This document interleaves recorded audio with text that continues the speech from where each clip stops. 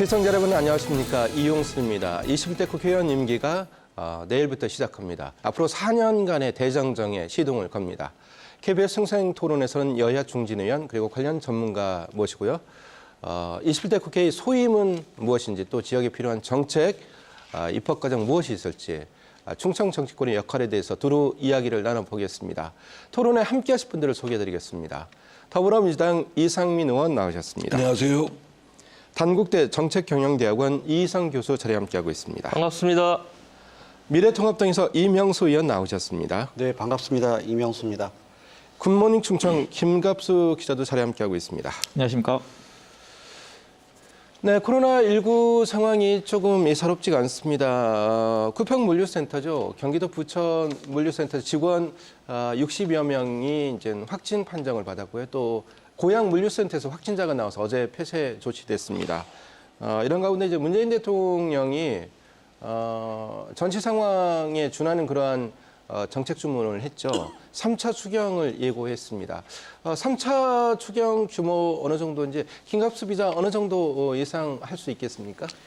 우선 문재인 대통령이 지난 25일 그 국가재정 전략회의에서 현 상황을 전시 상황이다 이렇게 규정을 하면서 과감한 재정 정책을 통해서 위기를 극복해야 된다 이렇게 입장을 밝혔는데요. 지금 1, 2차 추경 규모가 한 24조 원 정도 되는데 뭐 정확한 규모 같은 경우에는 뭐 여야가 좀 합의가 필요한 부분이긴 하겠지만 그것의 버금가는 아니면 그 정도의 수준이 되지 않을까지 짐작은 전망은 되고 있습니다. 다만 이제 문제는 이제 과연 이렇게 재정 투입을 했을 때 국가 채무가 괜찮겠느냐 이런 문제 제기가 있는데요. 지금 문재인 대통령의 발언을 그대로 인용을 하면은 지금 한국의 국가 채무 비율이 2차 추경을 포함해서 한 41% 정도 수준이라고 해요. 이것은 결국 그 OECD 평균 한 110% 정도에 비교하면은 거기 미치지 못하는 수준이다. 그만큼 국가의 재정 건전성이 굉장히 양호한 편이다 이런 주장을 하고 있는데 다만 미래통합당에서는 뭐 513조 예산도 워낙 그 슈퍼 추경이었고 슈퍼 예산이었고 이번에 부채 이런 문제에서도 문제가 많이 있다 이렇게 우려하고 있기 때문에 이 부분이 좀 정치권에서 어떻게 논의될지 좀 지켜봐야 될 것 같습니다. 네, 1차 추경이 11조 7천억 원이었고요. 2차가 12조 2천억 원 정도입니다. 구체적인 액수는 뭐 그 20대 국회 열어야 구체적으로 나올 텐데요. 자, 이상민 의원 어떻게 보고 계십니까? 3차 추경안. 네, 지금 가뜩이나 이제 그 미중 간의 대립, 또 세계 경기의 아주 장기적인 침체에다가 이번에 이제 코로나19라는 엄혹한 그 충격이 미쳐서 사실은 전지 상황이라고 표현하는 게 지나치지 않는 상황이다. 그래 말하자면 총수요, 총공급 동시에 양측면에서 엄청난 충격이 와 있는 상태이기 때문에 하늘을 나르는 비행기가 갑자기 엔진이 꺼져서 추락 위기에 놓여 있지 않냐라고 할 정도로 이게 뭐 우리나라만 그런 게 아니라 세계 경제가 동반 추락하는 그런 상황 아니냐라고 할 정도로 위급한 상황이기 때문에 설사 재정 여력이 없어도 무리해서라도 재정 투입을 해야 될 상황이라고 생각됩니다. 그러나 다만 재정 여력이 말씀하셨듯이 우리나라가 40% 초반의 그 정도에 불과하고 다른 독일만 해도 한 70%, 또 EU 나라들이 한 50%를 상회하는 정도이기 때문에 아직은 재정 여력이 있어서 이런 위급한 상황에 더더구나 이런 충격에 더 취약한 사회적 취약계층이나 청년계층에게 투입해야 될 필요성이 있다. 그리고 이제 이런 것들을 잘 선용을 하면 그 재정 투입의 선순환에 의해서 그런 경기가 추락하는 것을 억제할 수 있고 오히려 이제 경기를 진작시킬 수 있는 계기가 될 수 있다라고 생각합니다. 자, 문재인 대통령이 여야 원내대표 만났습니다. 뭐 긍정적인 얘기 많이 나왔다고 하는데요. 그거는 이제 어디까지나 20대 국회 원내대표 얘기고 21대 국회에서 또 상황이 또 달라질 수도 있을 것 같은데 자, 이명수 의원께서는 어떤 관점 갖고 계십니까? 네. 우선 이 코로나 관련된 여러 가지 문제, 특히 경제적 어려움이 빨리 해소가 되고 여기 모든 것들이 극복이 됐으면 합니다. 우선 이것 때문에 애쓰는 모든 분들께 감사를 드리고요. 오늘 마침 제가 빨간 넥타이를 메고 나왔습니다만 그러시네요. 우리 국가 재정 빨간불이 켜져 있습니다. 우리 야당의 입장이 아니라 국민의 입장에서 좀 말씀을 드리면 우선 지금 현 정부가 지금 아까 말씀한 그런 불가피성을 인정한다 하더라도 우선 채무의 심각성에 대한 인식이 좀 낮다. 그리고 이걸 지나치게 단기 위주로만 지금 보고 있다. 네. 또 이 재원 대책이 뚜렷하지가 않다. 또 그 성과나 그 효과에 대한 판단이 굉장히 지나치게 낙관적이다. 그리고 기존 정책과의 연계성이 이게 맞아서 이게 상승 효과를 내는데 그러한 점이 좀 없고요. 지금 1차, 2차 추경한 것에 대한 것이 다 집행이 안 됐고 네. 집행된 것에 대한 효과도 지금 미흡한 상황입니다. 우리 무조건 정부가 추경하는 걸 반대하는 게 아니고요. 추경도 나름대로 의미와 가치와 또 성과를 종합적으로 봐야 되는데 아까 말씀한 대로 재정 건전성이 상당히 우려되는 상황입니다. 앞서 말씀하실 때 OECD 국가에 100%가 넘는 나라가 많다. 그러니까 GDP 대비 채무 선진국이죠, 주로. 예. 근데 그거는 나라마다 다릅니다. 기축 통화를 하는 미국이나 일본하고 우리하고는 전혀 다른 개념에 이게 나라마다 상황이 다르기 때문에 통계 숫자만 가지고 비교할 수 없다. 우리나라의 경우는 지금 문재인 정부 들어서서 36%에서 3년간 10%가 늘어났습니다. 이 늘어나는 이 액수도 문제지만 이 속도가 문제입니다. 그래서 올 그 3차 추경까지 합치면 약 46%가 된다는 거죠. 네. 그럼 우리가 국제적 기준으로 삼고 있는 40% 훨씬 넘게 됩니다. 액수로 봐도 지난 3년 동안에 약 250조가 늘어났습니다. 620조에 지금 870조, 이제 900조가 다 되는데 이건 국가부채만 그렇죠. 공기업이라든가 공공부문 포함하면은 약 1,500조가 넘습니다. 여기다 가계나 기업을 포함하면 4,500조입니다. 이건 엄청난 빚입니다. 이러한 빚을 과연 우리가 어떻게 앞으로 상환하고 이걸 효과적으로 활용할 것이냐 하는 것에 대한 충분한 논의가 돼야지 네. 지금처럼 이렇게 속도와 규모를 늘려서는 정말 이 재정이 어떻게 될 건가. 우리가 우선 쓰고 보자. 우선 주고 보자.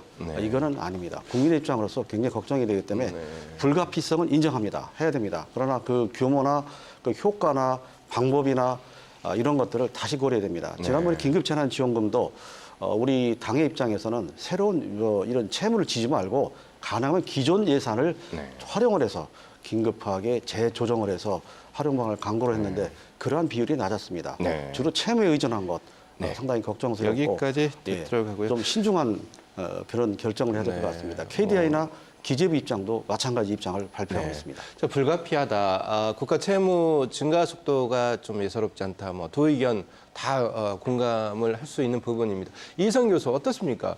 뭐 필요하다. 뭐 이런. 예, 뭐 의견이 좀 맞서고 있는데 뭐 응급 환자에게는 긴급 처방이 필요하죠. 지금 현재로는 뭐 재정을 투입할 수밖에 없는데 이제 그 규모에 대한 문제인 것 같습니다.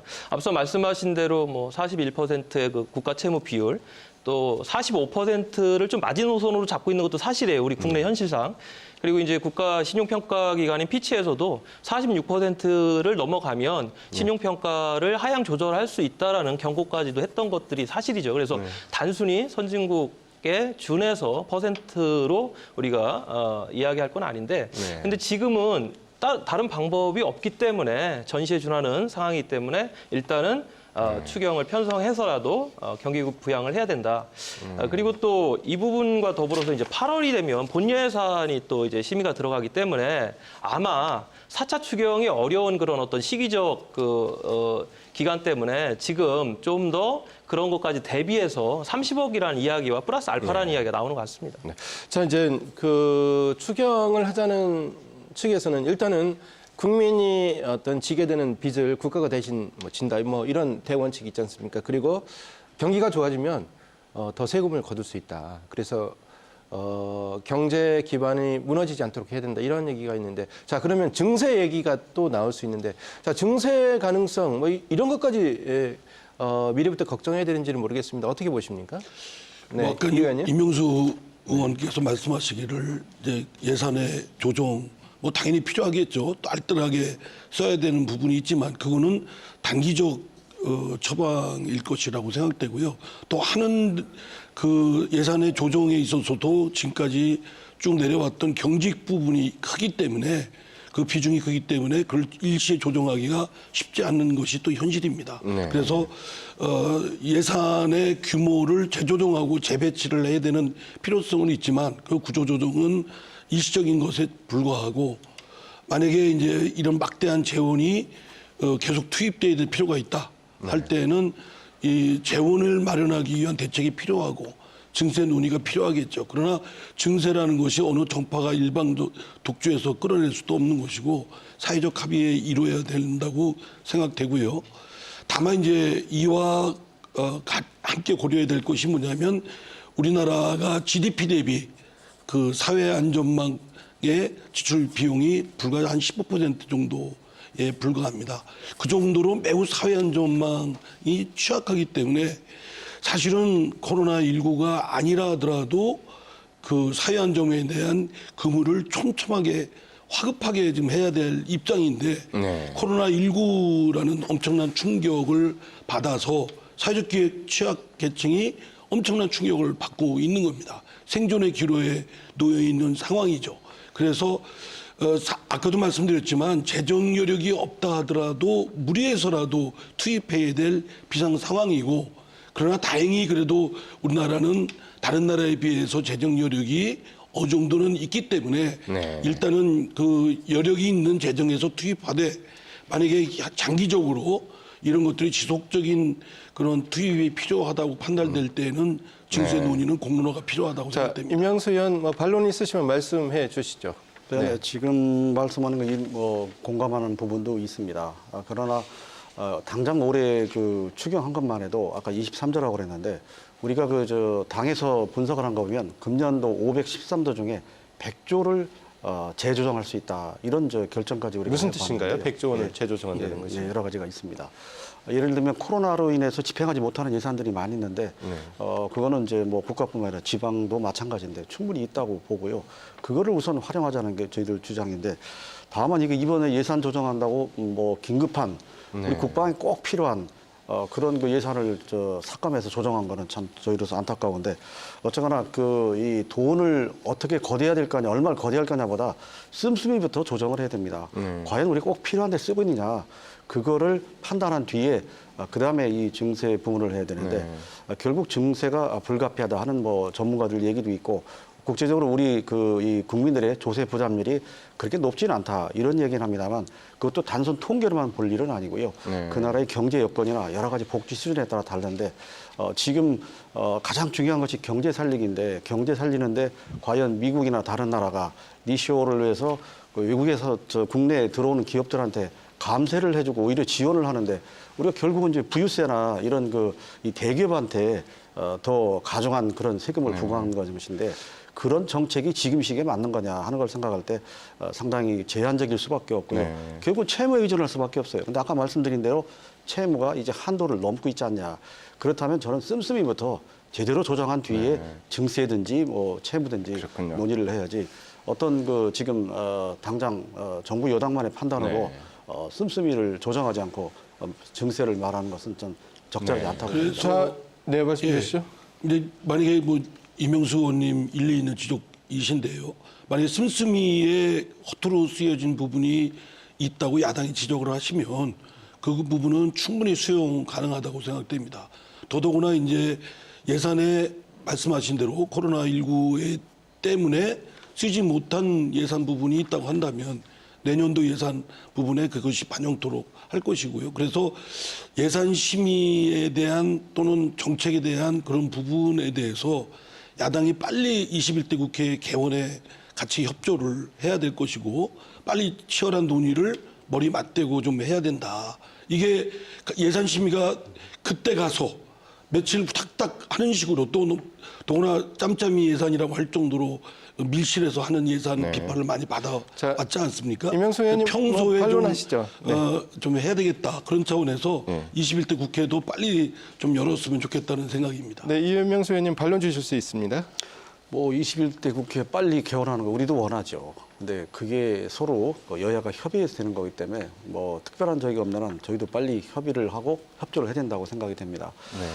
다만 그런 거와 지금 말씀한 그 추경 문제를 직접 연계시키기는 여러 가지 또 다른 점이 좀 있고요. 지금 1차, 2차 추경액도 아직 집행이 다 안 됐어요. 효과도 지금 과연 적절한 것인가 논란이 있거든요.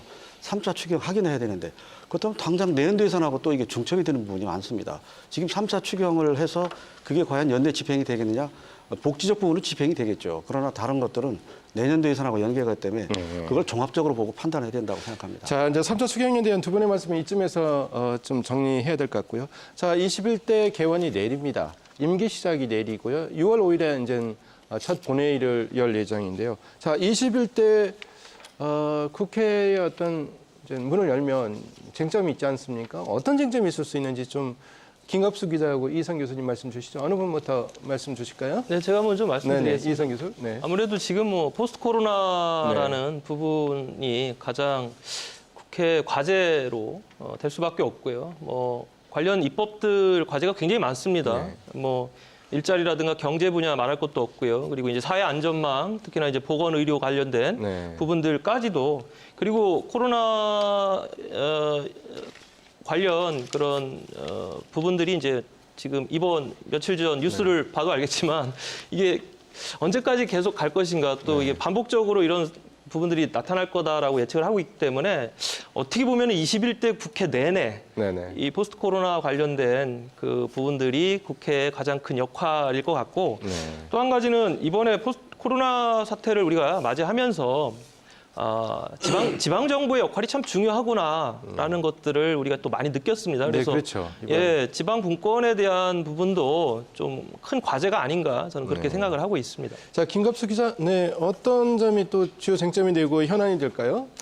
우선 그 20대 국회 잠시만 좀 짚어봤으면 좋겠는데요. 뭐 역대 국회가 항상 그랬지만 최악의 국회다라는 오명이 있었지만 20대 국회만큼은 아니었던 것 같아요. 뭐 수치로 따지고 보면 법안 처리 한 36% 정도에 그쳤다는 부분 여기서부터 시작되겠고 한편으로는 이제 사상 초유의 대통령 탄핵 이후에 보여줬던 여야의 극한 대립들 이런 부분들이 불러온 어떻게 보면 자초한 측면이 크다고 보는데 뭐 심지어는 뭐 20대 국회의 반대만 해도 20대 국회가 잘할 수 있을 거다 이런 얘기까지 좀 나오고 있습니다. 그래서 21대 국회 글쎄요 약간 논란이 있을 수 있겠지만 저는 지방분권 지방분권 그리고 권력구조 개편을 위한 개헌 문제는 좀 21대 국회에서 어떤 식으로 좀 매듭을 져야 된다 저는 그렇게 보고 있거든요. 그래서 우리 이상민 의원도 계시지만 개헌에 대한 논의는 그동안 많이 해왔거든요. 어느 정도 안을 가지고 있고 문재인 대통령 스스로도 임기 초반에 그런 개헌의 필요성을 강조를 했는데 지금 가장 지방이 살고 균형 발전 이루기 위한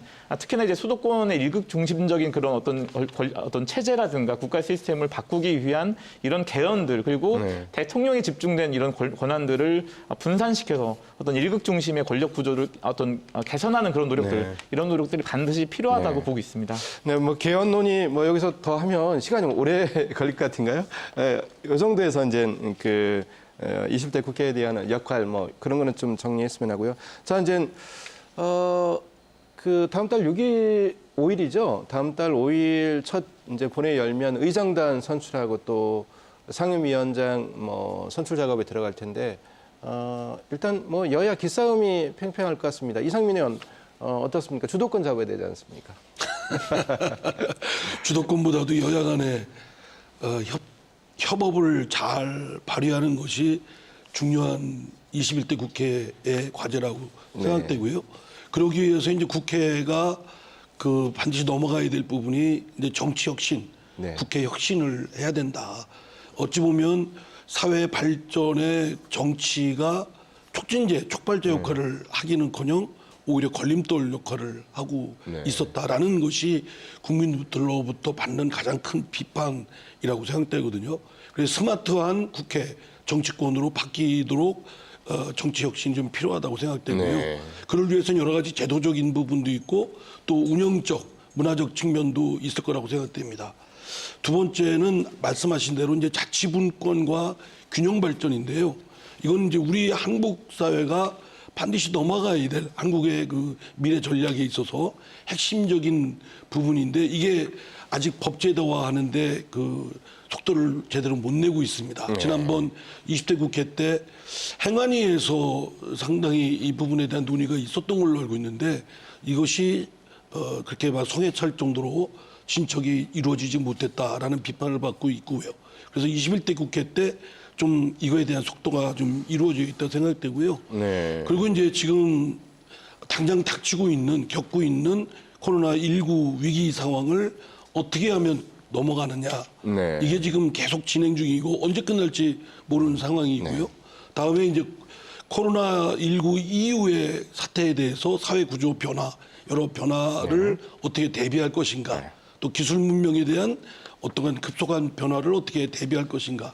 이것 또한 굉장히 준비를 해야 될 과제라고 생각합니다. 자, 이명수 의원, 여기 나오신 이상민 의원도 그렇지만 그 두 분은 이제 상임위원장을 다 해보셨지 않습니까? 그래서 부의장 두 자리는 이미 여야가 하나씩 나눠갖고 그런 걸로 다 이제 가닥이 잡혔는데 상임위원장 자리 민주당이든 통합당이든 이 상임위원장은 우리가 꼭 가져야 된다라고 하는 그 상임위원장 한두 자리는 꼭 챙겨야 된다면서요? 어떤 자리입니까?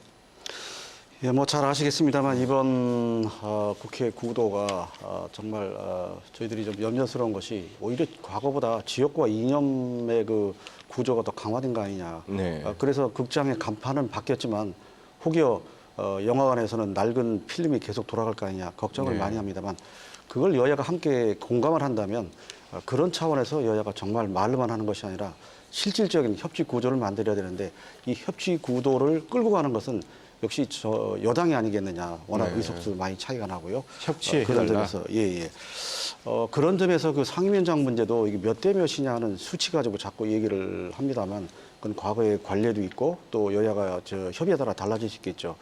우리로서는 역시 상임위원장 그 숫자도 중요하지만 가장 야당으로서 그래도 네. 우리가 확보해야 된다고 생각하는 것이 법사위원장입니다. 우리 이상민 의원께서 이미 하셨습니다만 네. 또 우리가 국민의 부담과 직결되고 국민의 경제와 직접 연결되는 예결위원장 네. 그 두 자리에 대한 저희들 나름대로 확보가 된다는 주장하는 것은 과거 또 우리 민주당이 야당이었을 때도 또 우리가 다수당이었을 때도 그런 부분에 대해서 많이 서로 협조가 되고 그랬는데 이번에는 협조가 안 돼서 좀 아쉽습니다만 네. 국민의 입장에서 강한 야당이 살아야 여당도 산다 이런 차원에서 어떻게든 큰 집에서 의석수가 많은 데서 협치를 위한 주도권을 끌고 가야 되지 않냐 이런 생각을 해봅니다. 위원님 그 법사위원장 여기만 선배로서 협치해달라고 그러는데 협치할 수 있습니까?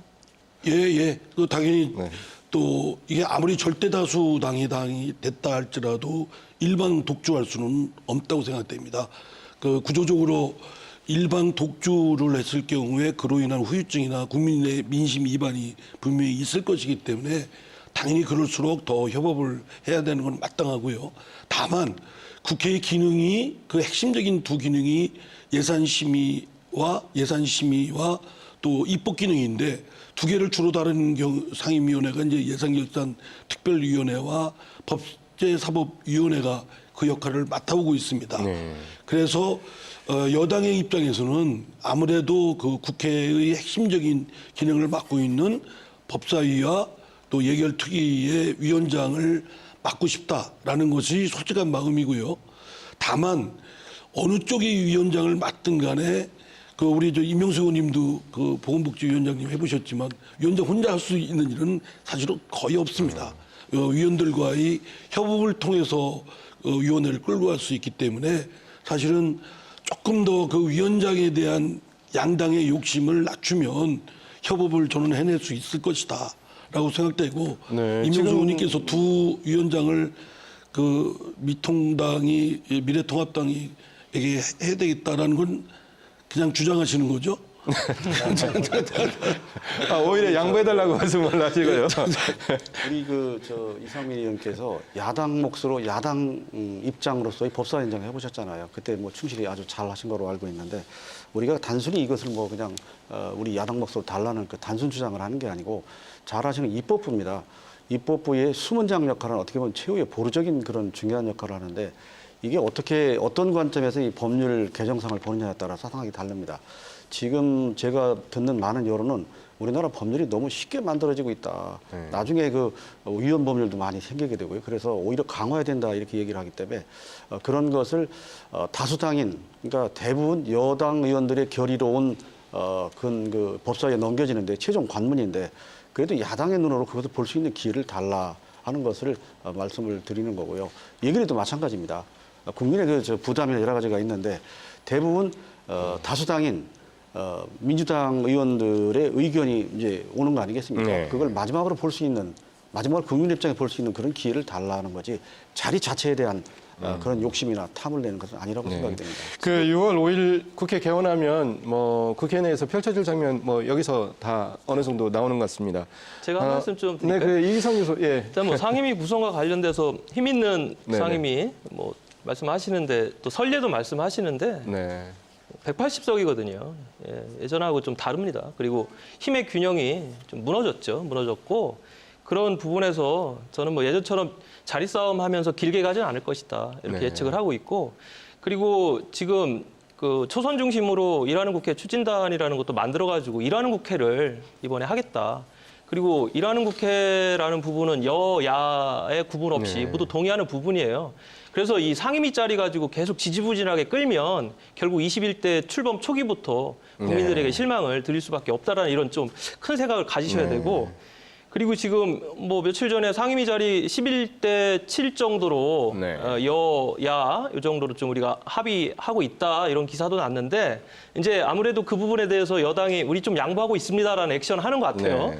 그러면서 이제 법사위나 예결위 정도에 어떠한 것들을 좀 또 양보를 얻어내려고 하는 건데 난 이런 모습도 좋다. 네. 왜냐하면 일하는 국회는 개원을 하고부터 일하는 게 아니라 바로 개원 전 45일 동안 어떻게 해왔는가의 모습들을 이제는 국민들이 지켜보고 있다. 이 네. 부분을 좀 명심했으면 좋겠다는 생각이 네, 듭니다. 법안 심사에서 가장 중요한 또 법사위원장 자리, 또 예산 심사에서 가장 중요한 예결위원장은 뭐 딱 하나씩입니다. 그래서 김갑수 기자 어떻게 좀 바라볼 수 있을까요?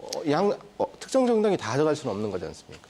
저는 좀 많은 국민들이 역대 국회 그리고 20대 국회에 가장 요구했던 것들은 이제 싸우지 말라는 것이었었는데 네. 그 싸우지 말라는 것은 단순히 뭐 어떤 충돌이 하지 말라는 것이 아니라 생산적인 국회를 생산적인 논쟁을 해달라는 것이라고 저는 보고 있고요. 저는 좀 그 야당의 역할이 충실해지는 것도 좀 매우 의미 있다. 저는 뭐 지금 여권에 한 180석, 190석 이상을 준 국민의 의미는 국민들의 어떤 민심은 여권 마음대로 해보라는 것은 아니었을 거예요. 나름대로 이 코로나 위기를 잘 극복하기 위해서 여권이 좀 힘을 실어준 건 맞지만 그렇다고 해서 야권이 어떤 국회 내에서 어떤 아무런 역할을 못하게 만드는 그것은 좀 약간 물론 그런 의미는 아니겠지만 그런 부분 좀 고려할 부분이라고 생각하고 어떻게 결론이 날지 모르겠지만 어떤 것이 옳다고 그러다 판단할 수는 없겠지만 야당에서 미래통합당에서 어떤 20대 국회가 제대로 협치의 기준이 어떤 첫 나름대로 바로미터가 될 수 있다는 점에서 야당의 목소리를 좀 더 네. 기울이는 것도 좋은 방법이지 않을까 저는 그렇게 보고 있습니다. 자, 이제 네. 예, 하나 말씀드리죠. 말씀을 드리면 지난 20대 국회에 이르기까지 뭐 저희도 야당할 때 그래서 반성할 점이 있습니다만 어쨌든 야당이 여당의 발목 잡기가 너무 지나쳐서 국정의 난맥을 초래했던 것이 현실이었습니다. 특히 20대 국회는 거의 입법 기능이 중단되어 있다시피 할 정도로 입법의 심의가 제대로 작동이 안 됐고 그거는 엄연한 현실이기 때문에 이에 대한 성찰이 전제된 21대 국회여야 되고 그래서 그 예결특위나 법사위는 정권을 맡고 있는 여당 쪽에서 맡는 것이 순리에 맞지 않느냐.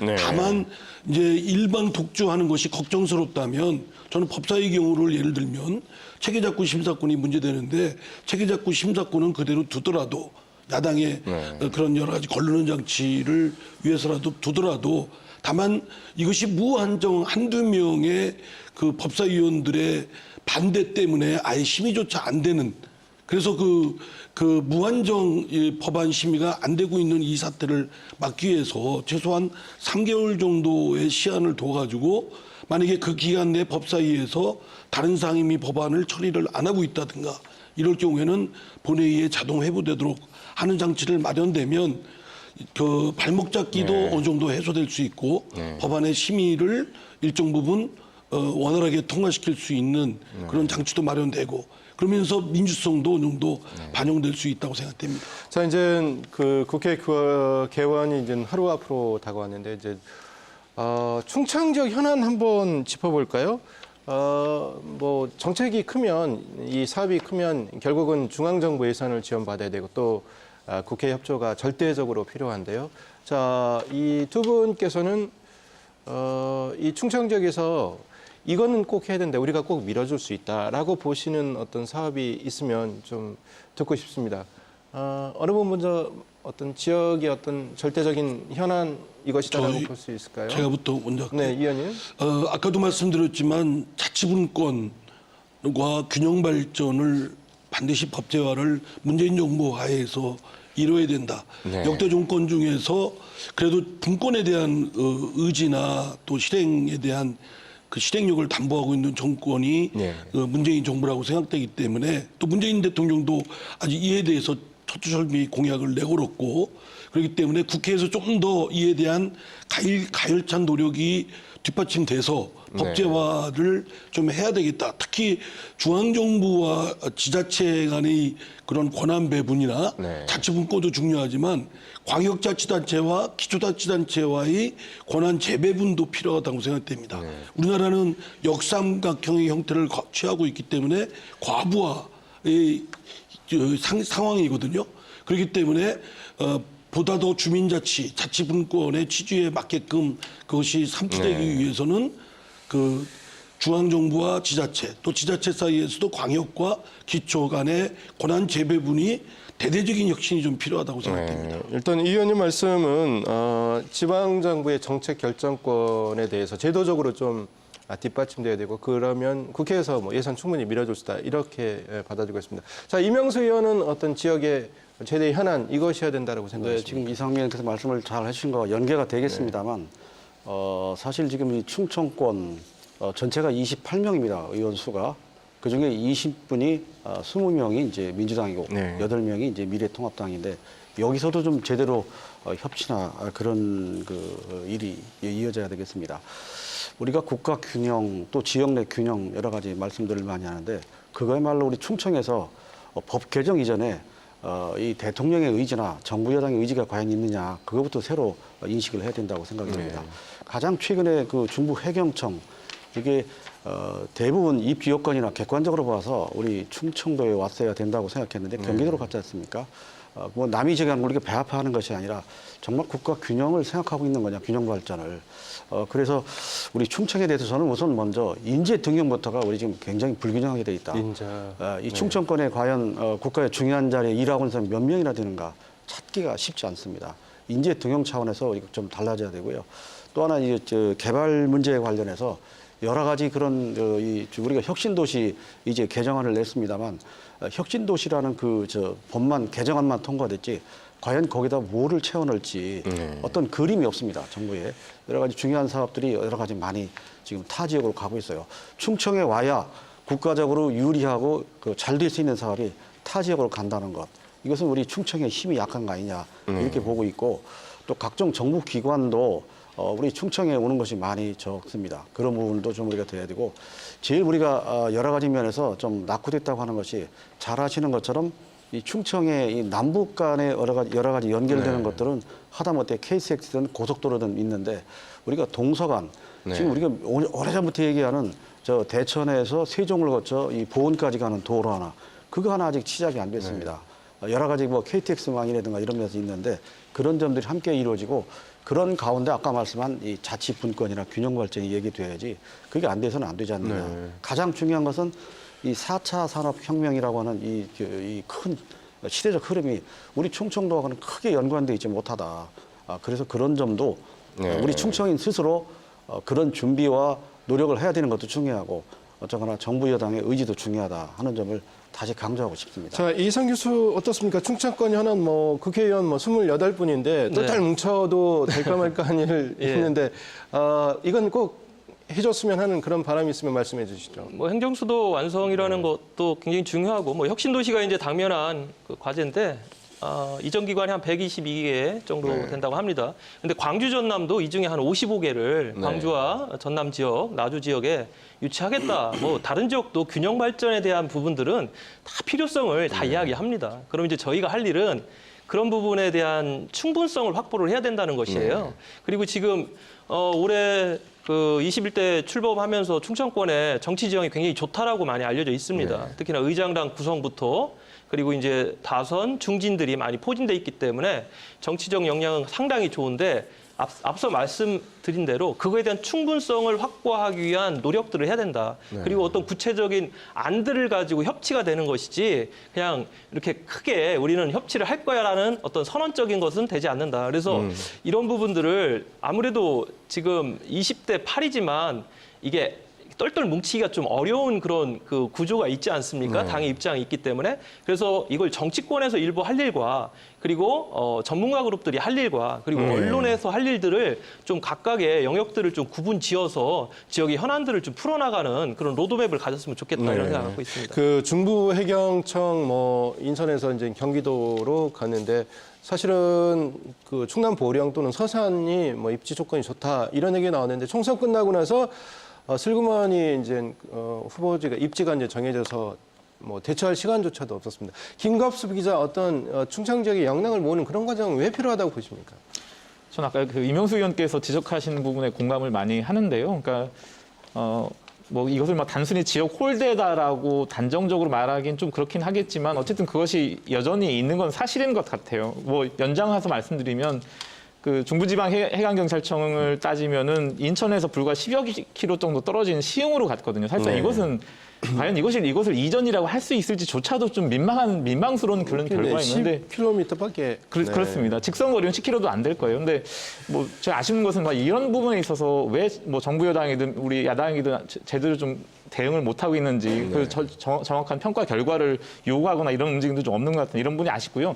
그런 부분이 굉장히 많습니다. 예를 들어서 뭐 서산 민항 같은 경우에는 수십 년 된 과제인데도 불구하고 해미 비행장 말씀하시는 그렇죠. 거예요? 이제 뭐 새만금 국제공항이라든가 영남권 뭐 신공항이라든가 이런 논의에 있어서 충청권의 과제는 굉장히 뒷전에 밀려 있는 거거든요. 사실상 그래서 이런 부분에 점검이 필요하고 한 가지 더 말씀드리면 지금 문재인 대통령 대선 공약이 지금 제대로 이행되는지조차도 지금 점검이 안 되고 있거든요. 그래서 아주 단적인 예를 들면 그 충남에서, 그러니까 보령에서 세종을 잇는 충청 산업문화철도 이런 부분들은 대통령 공약인데도 불구하고 전혀 진척이 거의 안 되고 있는 상황이에요. 그래서 우리 이상민 의원도 계시고 이명수 의원도 계시지만 좀 정확하게 지금 대선 공약이 어떻게 진행되고 있는지 이런 부분도 좀 강력하게 여야를 떠나서 좀 이행을 촉구하는 노력도 좀 주문해 보겠습니다. 네. 네, 말씀 주시죠, 하나만 의원님. 좀 추가해서 말씀드리겠습니다. 그 뭐 대선 공약을 점검하고 그 같은 충실히 이행되는 건 마땅하고요. 그러나 다만 이제 최근의 상황이 코로나19라는 엄청난 사격 상황이어서 이 상황을 어떻게든지 넘어가는 게 지금 급한 불이기 때문에 그런 것입니다. 다만 이제 공약을 한번 점검토록 한번 해보겠습니다. 그 우리 지역과 관련해서는 그 4차 산업혁명을 아까 이명수 의원께서 말씀하셨는데 이 부분은 상당히 좀 반가운 소식이 있는 것이 그 오송의 그 오창의 방사광 4세대 가속기가 구축이 확정이 됐습니다. 그러면 우리 대전 지역에 이미 구축이 돼서 올해 이제 완공 예정인 중이온 가속기 과학벨트와 어우러지면 우리 대한민국 중부권의 이 가속기와 관련된 기초과학, 기초연구와 관련된 하나의 거점이 확보된다라는 점에서 매우 중요하다고 생각되고요.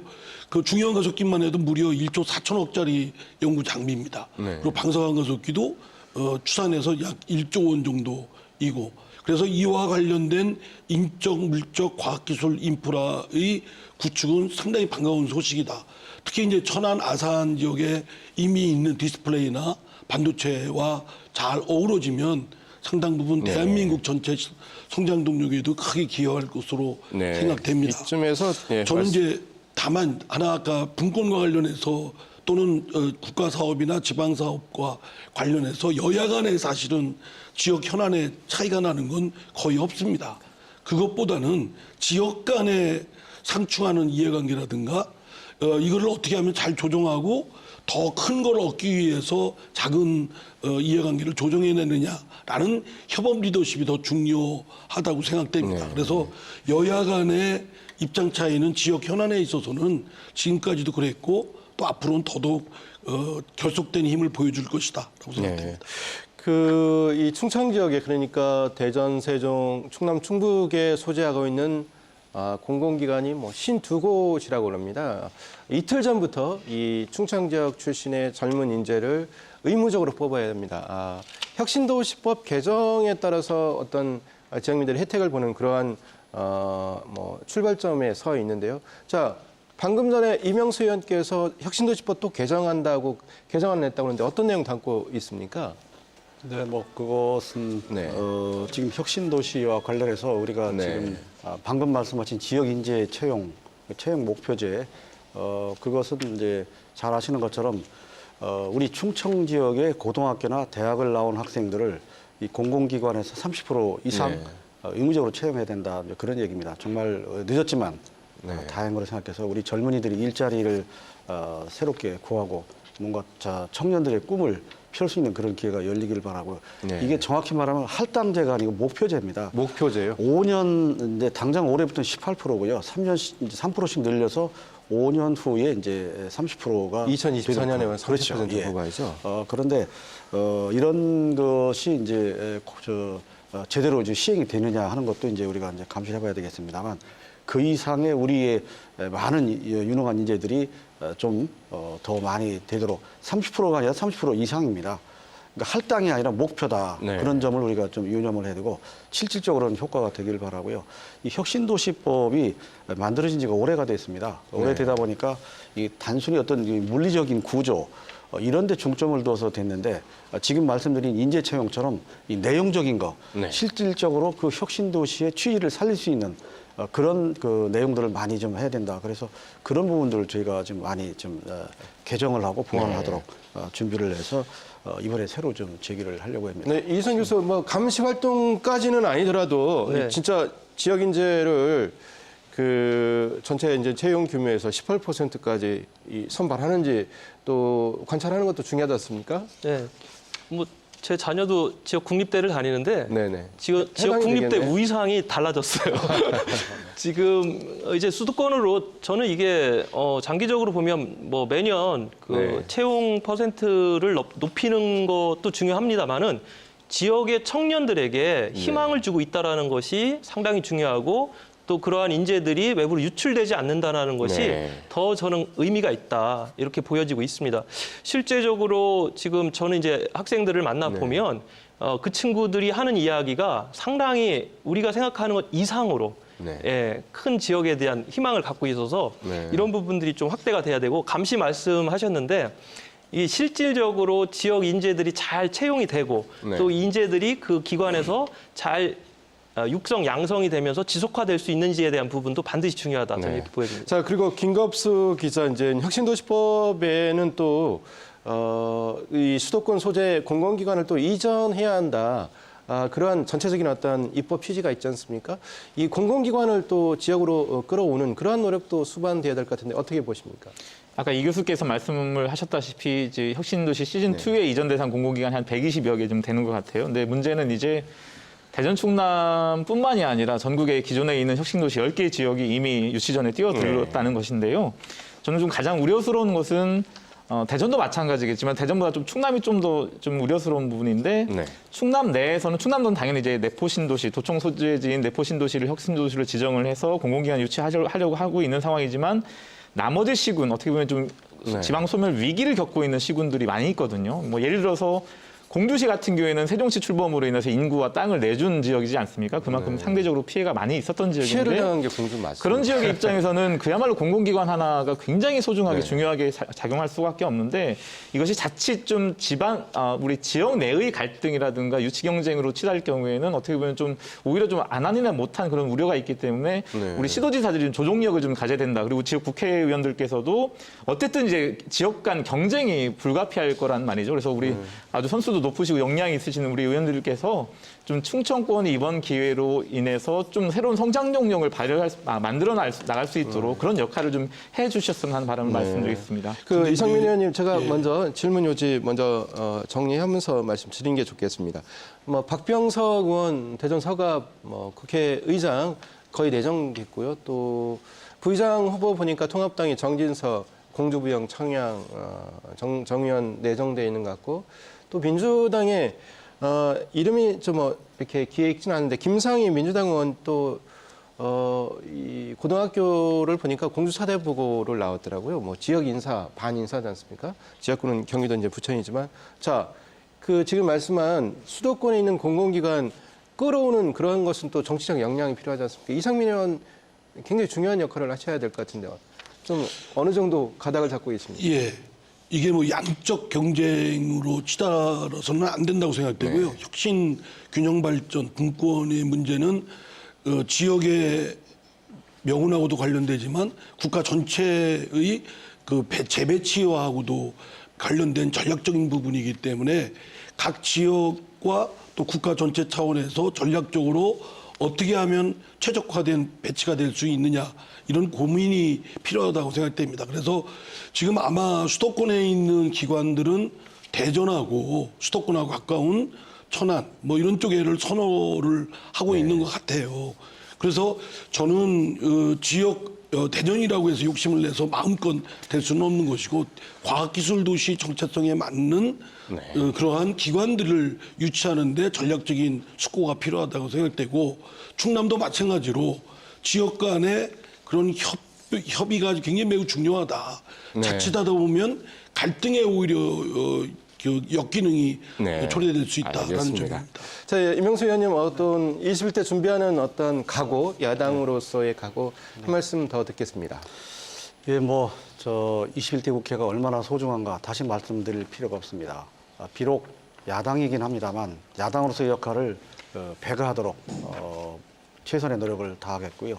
어쨌거나 우리 지금 충청권과 관련해서 우리 영호남 의원들한테 우리가 가장 뼈아프게 듣는 얘기가 당신들은 숫자도 적은데 합쳐지지가 않느냐 이런 얘기를 많이 하는데 정말 그런 점 이번에는 20대 국회 제한하지 않도록 해야 됩니다. 이번에 차제 말씀을 드린다면 충청권 국회의원 협의체를 정말 출범과 함께 만들자 이런 제안을 하고 싶고 그런 우리 충청권 자체의 협치도 소중하고 우리 국회 전체 협치도 소중하기 때문에 이번에 정말 당락을 떠나서 우리 충청권을 위해서 나라를 위해서 함께 협치하는 새로운 그런 그 국회의 의원의 또 이 모델을 만들어갔으면 합니다. 알겠습니다. 자, 20대 이제 국회 임기 오늘로 마무리되고요. 또 내일부터 이제 21대 국회 임기 시작합니다. 21대 국회 이제 이전 국회의 모습을 좀 반면 교사로 삼아서요. 국민의 어떤 기대에 부응하는 또 지역민들의 어떤 기대에 부응하는 지역 정치인의 모습을 보여주셨으면 합니다. KBS 생생토론 여기서 마치겠습니다. 시청해 주신 여러분 감사합니다.